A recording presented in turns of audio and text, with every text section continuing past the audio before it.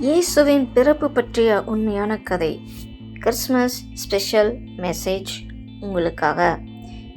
இயேசு கிறிஸ்துவனுடைய ஜனனத்தின் விவரமாவது, அவருடைய தாயாகிய மரியாள் யோசேப்புக்கு நியமிக்கப்பட்டிருக்கையில் அவர்கள் கூடி வரும் முன்னே அவள் பரிசுத்த ஆவியினாலே கர்ப்பவதியானாள் என்று காணப்பட்டது.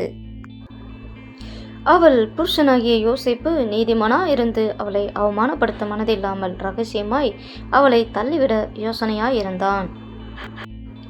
அவன் இப்படி சிந்தித்து கொண்டிருக்கையில் கர்த்தருடைய தூதன் சொப்பனத்தில் அவனுக்கு காணப்பட்டு, தாவீதின் குமாரனாகிய யோசேப்பே, உன் மனைவியாகிய மரியாளை சேர்த்துக்கொள்ள ஐயப்படாதே. அவளிடத்தில் பிரத்யாரிக்கிறது பரிசுத்த ஆவியினால் உண்டானது.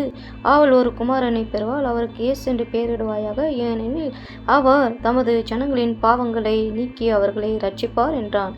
யோசேப்பின் நித்திரை தெளிந்து எழுந்து கர்த்தருடைய தூதன் தனக்கு கட்டளையிட்டபடியே தன் மனைவியை சேர்த்து கொண்டு ஏரோது ராஜாவின் நாட்களில் யூதேயாவில் உள்ள பெத்லகேமிலே இயேசு பிறந்த பொழுது கிழக்கிலிருந்து சாஸ்திரிகள் எருசலேமுக்கு வந்து, அவருக்கு ராஜாவாக பிறந்திருக்கிறவர் இங்கே, கிழக்கிலே அவருடைய நட்சத்திரத்தை கண்டு அவரை பணிந்து கொள்ள வந்தோம் என்றார்கள். ஏதொரு ராஜா அதை கேட்டபொழுது அவனும் அவனோடு கூட எருசலேம் நகரத்தார் அனைவரும் கலங்கினார்கள்.